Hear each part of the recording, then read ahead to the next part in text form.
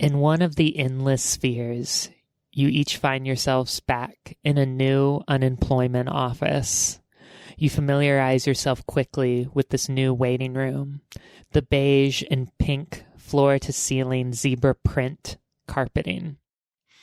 You each snack on the free tuna salad, crackers, and blue fruit punch available by the help desk.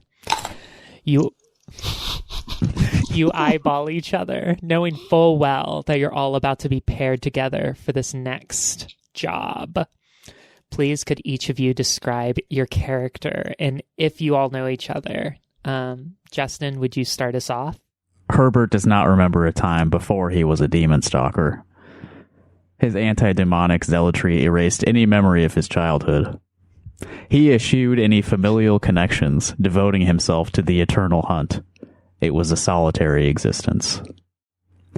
Following an adventure roughly 2 years ago, during which Herbert and a small band of adventurers were forced to wear golden ruffs, an unfortunate bloodlust-related incident led to the deaths of his temporary allies, Penny Scoop and Bert Silica.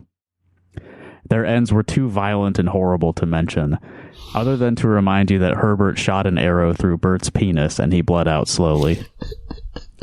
This unfortunate incident led to some self-reflection, and Herbert began a process of de-radicalization. Demons are not everywhere. Herbert does not have to eradicate all demons. There are already very few demons, and you are unlikely to encounter them by chance. To move on from his past, Herbert took on a new role as a shepherd. Aside from exploring a haunted house about a year ago with a couple guys, the shepherding life had been fairly mundane and peaceful. Herbert took good care of his 4 sheep, Quigley, Stuart, Female, and Dot. They enjoyed hearing his lute music most of the time. When lute music is your only entertainment, you sometimes get tired of it. That was what happened one evening as Herbert and the sheep were gathered around a campfire. As Herbert finished playing For Those About to Rock, We Salute You, and began yet another rendition of Rock and Roll Ain't Noise Pollution, Quigley decided he'd had enough and wandered off. He wanted to drown out the sound of lute with the sound of rushing water, so he trotted his ass on down to the river. Sheep are not very good at swimming, as I'm sure you know. Herbert isn't sure how it happened, but while he was playing the second verse of Lute to Thrill, the sounds of Quigley screaming and drowning, well, drowned out his soulful plucking. Herbert, Stuart, Female, and Dot rushed towards Quigley's terrified calls for help, but they were too late to save him. Herbert was again consumed by grief. He spent the next several months studying the necromantic arts, night and day, day and night, reading great tomes of necromancy. He was no longer tending to his sheep, and his shepherd's license was revoked. Sheep Protective Services reassigned Stuart, Female, and Dot to a new shepherd on the other side of town. Just last week, Herbert finally mastered 2 necromancer spells, Posthumous Vitality and Skeletal Counsel. Quigley is back amongst the animated, but at what cost? Herbert the Necro-Shepherd is the subject of whispered gossip at taverns across the land, or across the spheres, or whatever they're called in this game. So that's why I'm in the unemployment line. It's because I lost my shepherd's license, because I am now a disgraced Necro-Shepherd. Yeah, well, we're going to make you some money. Thank you for tying up all those plot points from the last couple of games. Absolutely. I appreciate that. David, could you please describe your character, what they look like, and maybe why you're in the unemployment office? Yeah, follow that up. I'm not a Sanderson over here. All right. I've come up with this upwards of 30 minutes ago. So my character, one word, Carpaltina. She is a young girl, we'll say like 22. I haven't thought about what she looks like. Freckled, befreckled. She has red hair. I don't know. Windy. I mean, yeah. Well, without the... Yeah, pretty much. The Burger Girl. Yeah. Burger Girl. Burger Girl. Well, Carpaltina's backstory is that as a very young child, she idolized all the wizards that she saw on television, like late night infomercials and car dealership ads and whatnot. Wizards. That's right. She decided to become a wizard herself, and she trained so hard that she overworked her hands, and now she has like a terrible, terrible case of carpal tunnel syndrome, and can't really hold anything, and can't do magic beyond like her one pinky, the one finger that's not connected to the median nerve.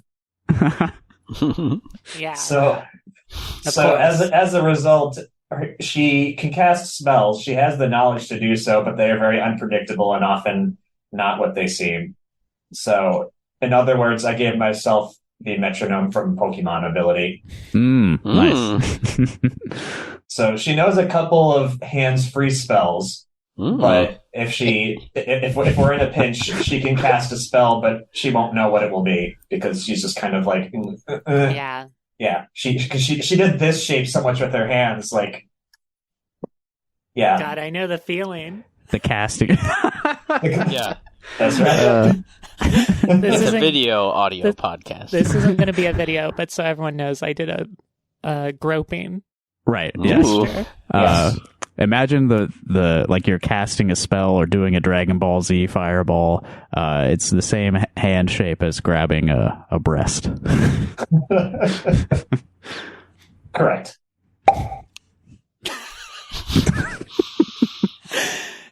One. Whoops. Thank you, Yeah. David. Alan, could you please follow that up? What's your character? What do they look like? Why are they unemployment? I too have thought about this for a very long time, about half an hour. My character is Terry Cheesecake. He's a cowpoke. He rides around on his horse Rusty, who he would never be without, of course. And Terry and Rusty, they've got a little homestead on these 150 acres, and he just takes his oxen, his bison, his fish, steers. He just roams around the land, cruises around. Now he's kind of a rough and tumble fellow. He's calmed down now in his later stages here. Maybe he's in his 40s probably. But he's got some fisticuff skills. He's got some horseback riding. No. And yeah, That's the one. Yeah, that's right. Thank you. And one of his unknown or special skills would be his ability to communicate with various animals, mammals, not bugs, not bugmen, cannot do the bugs. However, various mammals, he would be able to calm them, spook them, various things of that nature. He's got his 6-shooter, of course, but he's got various other skills, outdoor camping of any sort. The list goes on. He's a man of many trades. So that's my man Terry. He's also kind of a dingus. So here we go. What's he look like? A dingus. He's a dingus. He's kind of a burly tan man. He's kind of gruff. He's got little beard going, scruffy hair. He's got a hat, of course, cowboy hat. Let's see what other things we got. I'm imagining Timothy Oliphant until you say something to the contradictory. Yeah, that's about right. Shiny spurs that never tarnish was one of the inventory items, and a knuckle duster. So, and of course he's got a lasso and has excellent rope trick skills as well for impressing the ladies and or the men. Well, I have to say I'm very impressed with everyone's characters. And Alan, my first question was going to be, does Terry have a gun? Of course he does. That was one of the first things that I had to add to this character. I apologize to everyone. It's just who I am. I can't help. You can't change a tiger's stripes. That's the consistency across the Cheesecake family is they have guns. That's right.